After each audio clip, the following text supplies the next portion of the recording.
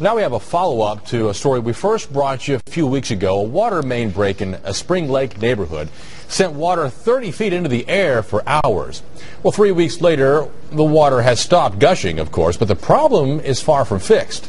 And KTBS 3's Stephen Mayer joins us now with that follow-up. Stephen, what does it look like out there now?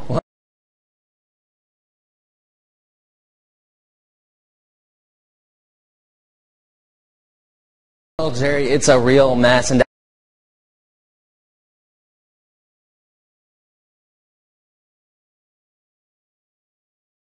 add insult to injury, the homeowners who live out there actually resodded their entire lawn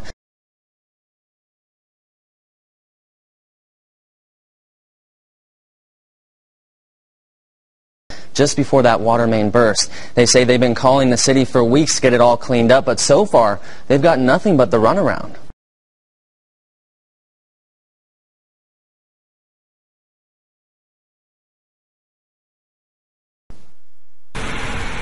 This was a scene less than a month ago. We had a 50-foot geyser in the front yard for 7.5 hours. I just was watching all this wasted water. You know, I couldn't do anything about it. We called several times and they acted like it wasn't any big emergency.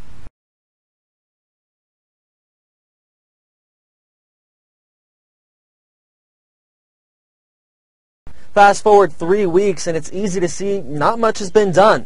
Homeowner Johnson Nesbitt says he's called the city several times but can't seem to get any real answers. Several times they have told us that they lost all of our paperwork and another department had it, or another supervisor had it, or it just landed on his desk that day. We've been given the runaround pretty much for 3 weeks. Hi, this is Stephen Mayer calling from KTBS 3 News. So we called the city ourselves to see if we could help Nesbitt.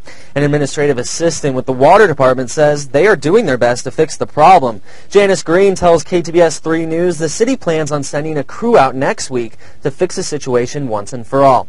But Nesbitt says he'll believe it when he sees it. Not only is this whole mess a complete eyesore on the neighborhood, but it's also creating all this standing water, which is a perfect breeding ground for mosquitoes and all the diseases they carry. And that poses a big problem for Nesbitt, who fears for the safety of his 12-year-old daughter. We have a lot of mosquitoes in this area. I've done everything I can do. I called every day. I've done everything. I don't know what else to do. Nesbitt isn't asking for much. All he wants is the problem fixed and his home back in order. And I called Mr. Nesbitt back right after I got off the phone with the city. Like you heard, he's not exactly convinced they will actually clean up this whole mess by next week.